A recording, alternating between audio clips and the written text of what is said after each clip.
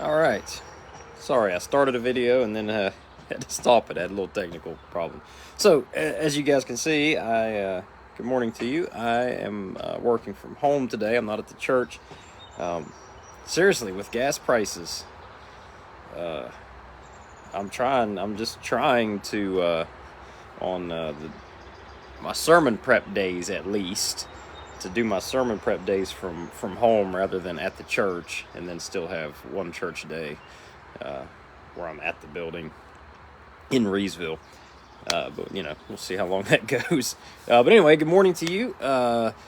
If you can keep in mind to be in prayer for our Black Hills Teen Camp, we've got a ton of teens out there.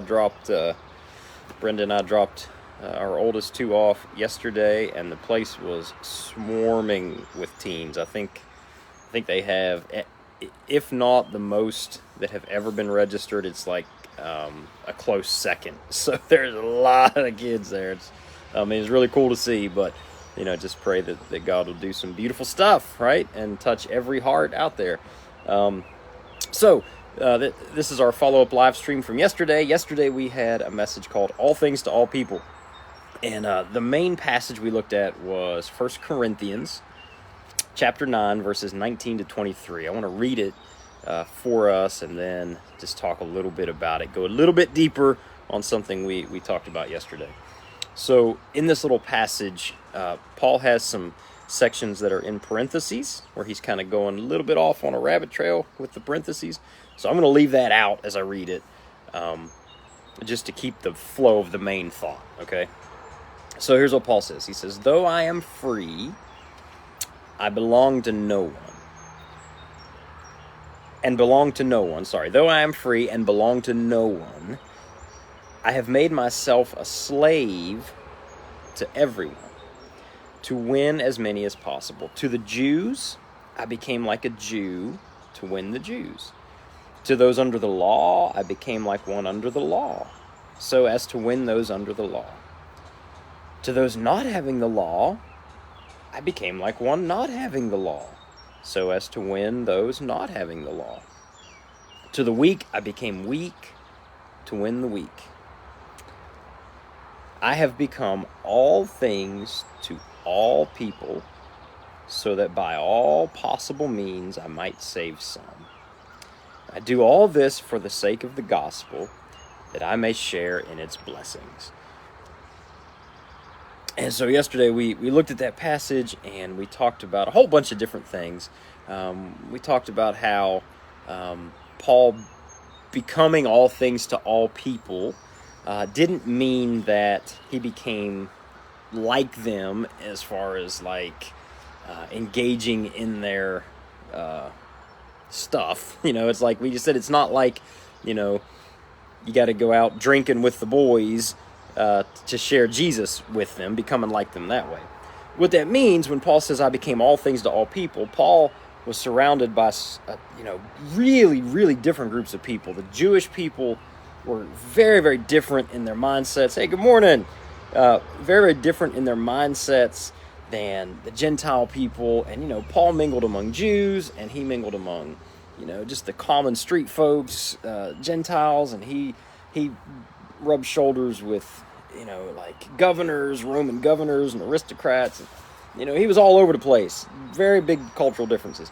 And when Paul said, I become all things to all people, what that means is that Paul had learned how to connect with every group of people in his culture. He learned how to connect with everybody. And that's what that means. I have become all things to all people. I've learned how to connect with just about anybody. So that by all possible means I might save some, right? And we looked at some of the difficulties in doing that, just as believers today, because we're in a very similar situation. We're in a very multicultural, multi-ethnic culture right now. There's so many different cultures and religions and ethnicities and philosophies represented in our country and in our just just like in our schools and where we work. And And so, we have this calling from God to win as many as possible, and that means learning how to connect with everybody. But it can be tough, and we looked at some of those yesterday. Like, it can be scary to connect with somebody who's really different than you. There's a lot of get played. There's a lot of fear that comes with that. Like, there's a lot of walls that we've built up, and society teaches us to be afraid. But we talked about how to break those walls down, how to look at somebody with empathy and not see their group, the group they're in, but to see them and to put ourselves in their shoes. Like, what would it have been like if I was raised where they were raised? What would I be if I had been taught all my life what they've been taught? What would my life be like if I have been through what they've been through, right? And it kind of helps you to see things a little differently. And then to see them through Jesus's eyes, like, what could Jesus do with them? What would they be like if Jesus if they just totally surrendered to him, and so that kind of helps to break down the walls, and help us to connect with people that we normally would have maybe shied away from, or been afraid from, or seen as the enemy, as those people over there, And so at the end, we had a time for response, and I was just so touched by the number of people who stood up saying, yes, I want to begin connecting with and loving people who are very different than me, who in the past I would have shunned or feared or been angry at or pushed away. And to see people stand up and make that response and seek the Lord, it was really just a blessing of a service to me. But so what I want to do is, for those who have said, yeah, you know what, I've been in my bubble and I only surround myself with people who are like me, and I think Jesus is calling me to get out there and connect with people who don't know him and who are different than me, who believe differently than me and see things differently than me. If that's you, I want to give you just 2 quick tips, and then I'm going to turn you loose and let you go. How to do that. Where do I start? Okay, so I've made the commitment. I need to begin connecting with people who look differently and think differently and believe differently than me, so that by all possible means I might save some. I want to do something more with my life. When I see Jesus, I want to know that I have, by all possible means, won as many as possible. So if that's you, here's a couple tips. Just real easy starters, man. Easy starter tips. Here it is. Number 1 is you got to get out there. You got to get out there. And some of us are already out there. We're in the workforce, or we're in the school force, or we're in the public every day, but we still kind of stay in our bubble, right? And so if you're out there but not out there, I want to encourage you. First little step, man. It's all about taking baby steps. First step is get out there. When you're out there, at work, school, book club, I don't know what you do, whatever you're doing, right? Get out there. Talk to people. I know it's hard, but I do not like talking to people one-on-one. I don't like talking to people in small groups. I like talking to big crowds of people. That's where I'm comfy. But get yourself out there. Get up, walk across the room. Good morning. Hey, how you doing? Right? Start making that a habit to get out there. If you're someone who's not out there in the public, maybe you're retired, maybe whatever, you're on furlough, you're been laid off for a while, and you're just at home, I want to encourage you to get out there somehow. Find somewhere to volunteer. Find a restaurant to go to the same day every week where people start to get to know you.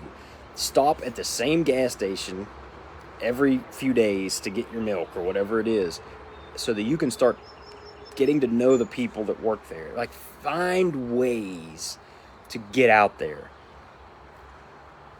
Take a walk through your neighborhood and say hi to the people on the porch, and then do it the next day and say hi again until eventually they say hi back. I mean, find a way to get out there. It's really easy to kind of stay in our cocoon. It's comfortable that way, and to have our interactions on TV and through the phone, but We weren't built for that, and we're never going to become all things to all people so that by all means we can save some if that's all we do. Like, God wants you to have more purpose in your life than just that. Okay, that's my encouragement. So the first is get out there. The second one is ask questions. So easy. So easy. If you want to connect with somebody that is totally different than you, someone that you're afraid of, someone that you want to keep at a distance, remember this passage, pray this passage, go sit down and ask them questions. That's it. How are you today? How's your family? Okay? What do you like to do on the weekends? Anything. And you will see that a question will lead to an answer. It will open up the door for another question. And then you'll begin to see that person that seems so scary and icky and whatever, like, they're not a whole lot different than you. Human is human. We all have dreams and hopes and fears and concerns and struggles. We all do. And the only difference is some of us have come to know Jesus, our Creator and our Savior, and have, this eternal hope, and some haven't. And the ones that haven't need to, whether they know it or not. And so, just getting out there, being intentional about it, and asking questions, being intentional about it, you will be amazed. Not only the doors that it will open, but it'll bring your own walls down too. All of a sudden, you'll see that person over there who's a part of that group that I don't like. You'll see them as a human who has needs and who probably needs Jesus. And you might be given then the opportunity to share with them. So that's my encouragement. Those are your two things. I'd love to know what you think, hear your thoughts on that, get a conversation going. And I'd also like to know how Rhonda's trip went.